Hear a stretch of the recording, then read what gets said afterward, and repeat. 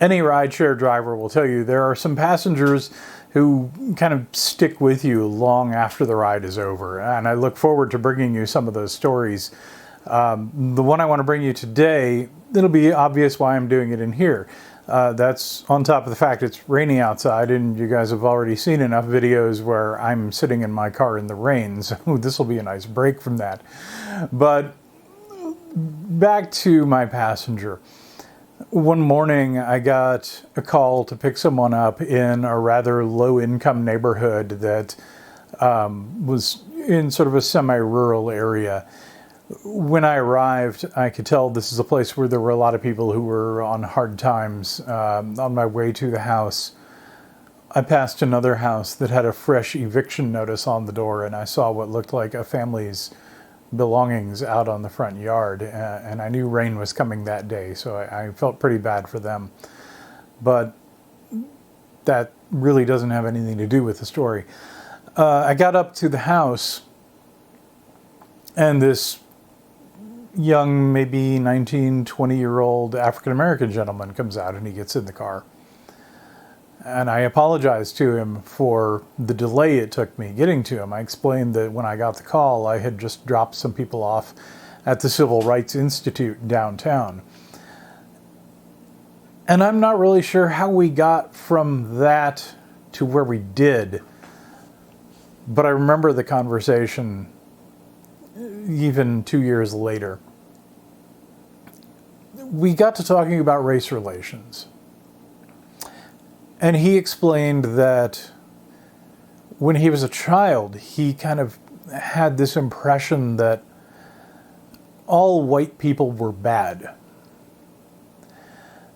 And, you know, he said in his mind they were people who were basically out to get his people. And I can't say I understand his point of view, because I haven't been in his shoes. I didn't have the experience he had as a kid. I didn't have the influences he had as a kid. I obviously haven't been able to see things through his eyes. However, I get where he's coming from. I can see how someone would have those ideas. And I talked about my upbringing, which, you know, was very different due to my parents, my friends, the first elementary school I went to, my church. I had an upbringing that told me not so much don't see color, because I think that that's a dangerous thing to do if you ignore color.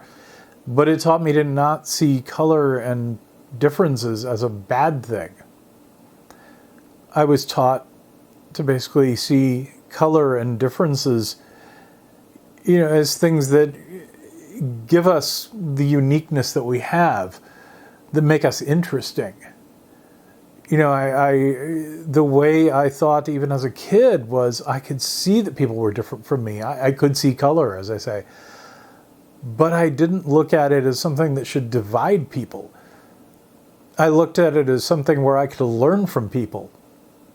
You know, as I got to learn about their cultures and their lives, you know, I could celebrate our differences as something that really made us interesting and, you know, made us feeling people who could see that other people weren't like us and know that that can be a good thing. So in the course of the conversation, he told me that as he got older, his views changed, and that he didn't see all white people as necessarily being bad, but he still kept his distance. And he explained to me that part of that was due to listening to this 1971 clip of Muhammad Ali on the BBC, where he talks about 10,000 snakes. There are many white people who mean right and in heart want to do right, but there are so few. If 10,000 rattlesnakes was coming down that aisle now, and I had a door here I could shut, and in that 10,000, 1,000 meant right. 1,000 rattlesnakes didn't want to bite me. I knew they were good. Should I let all these rattlesnakes come down, hoping that 1,000 get together and form a shield? Or should I just close the door and stay safe? Hearing him paraphrase that clip essentially made me start thinking more about how people tend to kind of stay to themselves, stay to their own groups, whether it be, racial, what have you.